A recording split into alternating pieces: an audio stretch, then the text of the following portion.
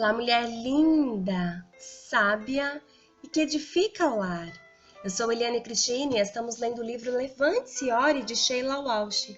Esta leitura foi autorizada. Para a aquisição do livro, entre em contato com a editora Thomas Nelson ou com a Livrarias Família Cristã. Áudio 26. Você está pedindo para eu abrir mão? Pai, eu oro pela amiga que me ouve. Ajude a olhar pelos olhos da fé e confiar em sua soberania. Eu oro em nome de Jesus. Amém. Caindo para frente. Todo amanhã tem dois cabos. Podemos agarrá-lo com o cabo da ansiedade ou com o cabo da fé. Henry Beecher.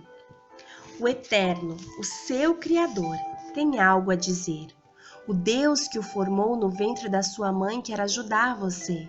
Não tenha medo, amado servo Jacó, Jesurum, aquele que escolhi, pois vou derramar água no solo sedento e enviar ribeiros por toda a terra rachada. Vou derramar meu espírito sobre os seus descendentes e minha bênção sobre seus filhos. Eles brotarão como a relva na campina, como chorões à margem do riacho. Isaías capítulo 44, do versos 2 ao 4, versão Bíblia Mensagem. Christian só aprendeu a andar com cerca de 18 meses. Parecia assustar alguns de meus amigos, mas não me preocupava nem um pouco. Ele podia engatinhar com a velocidade de uma BMW e eu sabia, intuitivamente, como sua mãe, que quando ele estivesse pronto para andar, ele andaria. Ele tem sido assim com quase tudo de novo que tem aprendido. Por exemplo, quando estava chegando a hora de deixar as fraldas, perguntei a Christian se ele queria fazer isso. Ele disse que não, mas que me diria quando estivesse pronto. Um dia estávamos no McDonald's com um de seus amigos que era 1 ano mais velho que Christian. O amigo disse que precisava ir ao banheiro, então todos nós fomos para lá. E Christian deve ter percebido que seu amigo não estava de fraldas. No trajeto do carro para casa, depois de deixarmos o amigo dele, ele anunciou: "Chega de fraldas, mamãe." E ele nunca mais usou fraldas. O mesmo aconteceu com a jornada de fé dele. Quando Christian tinha 5 anos, comprei um pequeno livro da organização missionária Campus Cruzada para Cristo, que explicava de modo simples e claro a uma criança o que significava pedir a Jesus para ser seu Salvador. Deixei que ele desse uma olhada nas páginas e depois atendi o seu pedido de lê-lo. Li o livro 2 vezes, ele pediu de novo, e depois perguntei o que achava. Ele me falou que parecia uma ótima coisa para fazer, mas que ainda não estava pronto. Cerca de 2 semanas depois, ele me perguntou se eu ainda tinha o livro. Eu disse que sim, e a pedido dele li-o mais uma vez. Então ele falou: "Estou pronto, mamãe. Você pode orar comigo?" Se eu tivesse de escrever quais foram os pontos altos de minha vida, aquela oração estaria no topo da minha lista. Não há nada, absolutamente nada, que pudesse significar mais para mim ou para Barry que saber que nosso filho tem o seu próprio relacionamento com Jesus Cristo. É um lembrete de que Christian está se tornando mais independente de nós e mais dependente de Deus. Uma troca de tutela doce e amarga ao mesmo tempo, mas maravilhosa. As fases da vida de uma criança são marcadas por alegrias e tristezas, dificuldades e risos, quedas e levantes. Ser mãe é o empreendimento mais exigente que já abracei. Nunca encontrei um desafio maior em minha vida de oração do que aquele que enfrento com relação a meu filho. Às vezes acho difícil saber onde estão os limites. Como mãe, Deus espera que eu cuide de Christian, alimentando e o protegendo tanto quanto possível. Mas a outra realidade é que ele é filho de Deus e fui chamada para abrir mão dele diariamente para o nosso Pai. Algumas vezes ele cairá e tenho de confiar que quando isso acontecer, será para a frente, nos braços que se estendem onde eu não posso ir. À medida que ele cresce, os desafios aumentam e o chamado para confiar é proclamado em meu coração. Enquanto escrevo, Christian tem 10 anos e está prestes a se formar no ensino fundamental e começar o ensino médio. No sistema escolar no qual ele estuda, o ensino médio começa no 6º ano. Nesta fase, nessa idade, Barry e eu nos vemos como treinadores de vida, lado a lado com o nosso menino, ajudando a fazer boas escolhas e a assumir a responsabilidade pelas atitudes inconsequentes. E forçamo-nos muito para ajudá-lo a desenvolver bons hábitos de estudo que lhe servirão mais tarde na vida. a fazer amigos que valham a pena manter e a respeitar a autoridade. Nós o instruímos sobre o valor do dinheiro, acerca de como economizar e gastar, e a devolver a Deus o que é dele. Nós o ensinamos a entender o valor de cada vida humana, que todos os homens, todas as mulheres e todas as crianças são amadas por Deus e merecem ser tratadas com bondade e respeito e têm direito a limites dados por Ele que ninguém deve ultrapassar ou desafiar. Tantas lições, não é de admirar que a pobre criança esteja exausta. No que se refere à fé, porém, em alguns momentos, Christian terá de esquecer tudo o que aprendeu conosco e cair nos braços de Deus. Que paradoxo! Desde o momento em que nossos filhos nascem, nós os preparamos para se tornarem independentes. Nós os ensinamos a andar por si mesmos e a tomar decisões certas sozinhos, para que em algum ponto eles possam sair e fazer suas próprias vidas. Mas no que se refere a ter um relacionamento com Deus, há uma parte deles e de nós que sempre será chamada para ser uma criança, para estar disposta a confiar no que não pode ser visto e para algumas vezes dar um passo no escuro ouvindo apenas o som da voz do seu pai. Uma de minhas amigas mais queridas neste mundo é Sandy Patty. Ela e seus irmãos foram criados por seus amáveis pais em Phoenix, Arizona. Eles moravam em uma casa pequena e uma das brincadeiras que gostavam de fazer para se divertir quando criança era com o pai de Sandy. Ela escreveu sobre isso em seu livro Caindo para Frente.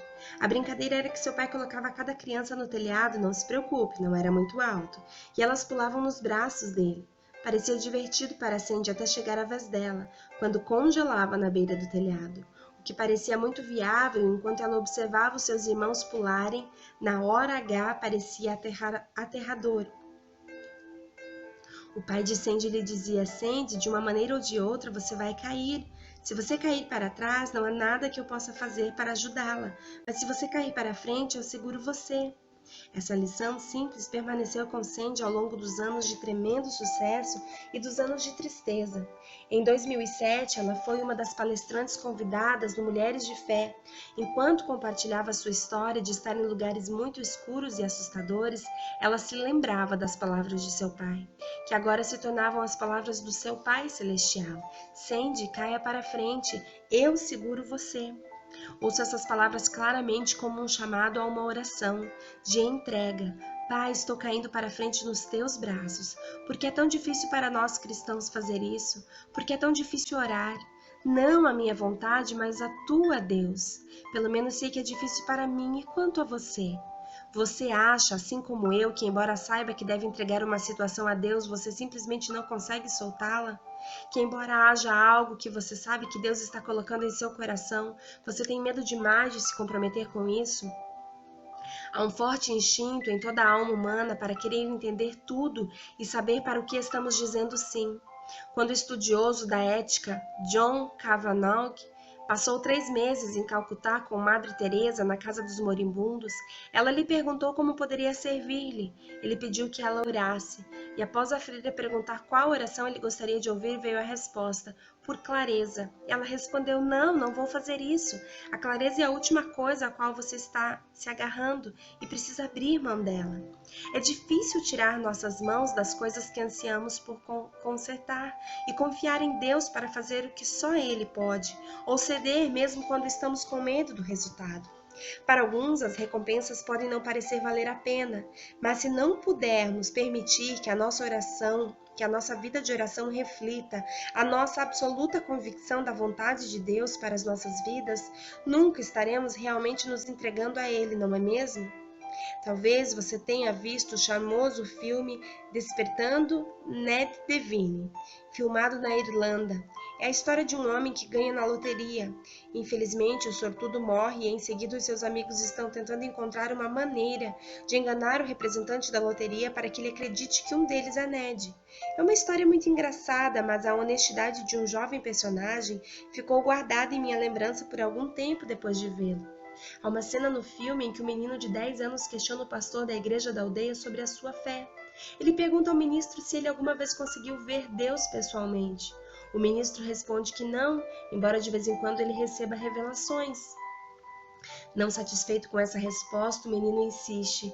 Ele pergunta se o trabalho do pastor paga bem, e o ministro tende a admitir que a maioria das suas recompensas é de ordem espiritual e não financeira.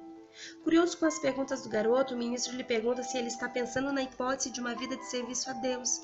O garoto responde, na verdade, não. Não quero trabalhar para alguém que eu nunca vejo e que nem sequer paga o salário mínimo. Bem-vindo à vida de fé. Embora a minha experiência mostre que Deus não fica devendo nada a homem algum, na verdade, o que o pastor estava querendo transmitir ao menino era como desfrutar uma vida de mistério, uma vida de renúncia. Não há nada mais libertador que orar com absoluta submissão, pois abrir mão de algo é o catalisador da mudança. Eu não costumava ser uma grande fã da palavra renúncia, principalmente porque quando você olha os sinônimos dessa palavra, encontra desistir, render, abandonar, entregar. Minha luta de tantos anos resistindo à renúncia tinha origem em um medo profundamente arraigado na minha vida. O que aconteceria se eu orasse a Deus e lhe dissesse que realmente estava abrindo mão de todas as coisas que eu controlo? Casa, trabalho, casamento, a criação de meu filho, etc. Mas passei a perceber que o meu foco estava no lugar errado e que eu estava fazendo a pergunta errada. O foco correto está no coração e no caráter de Deus. E a pergunta certa é, quem está nos pedindo que lhe entreguemos a nossa vida? Isso muda tudo, isso nos muda, de uma maneira que jamais experimentaríamos se não caíssemos para frente. Pergunta ao apóstolo Pedro, a oração de renúncia, de finalmente chegar a entender que ele não estava no controle, moldou sua vida novamente. Uau, super uau, glória a Deus. Eu sugiro que você ouça esse áudio novamente e que você aprenda a cair para frente, a cair nos braços do Pai. Ainda que você não tenha todas as respostas às suas indagações, seus anseios, que você aprenda a confiar que a vontade de Deus é boa, é perfeita, é agradável e Ele sabe o que é melhor para você. Um grande beijo e até o nosso próximo áudio.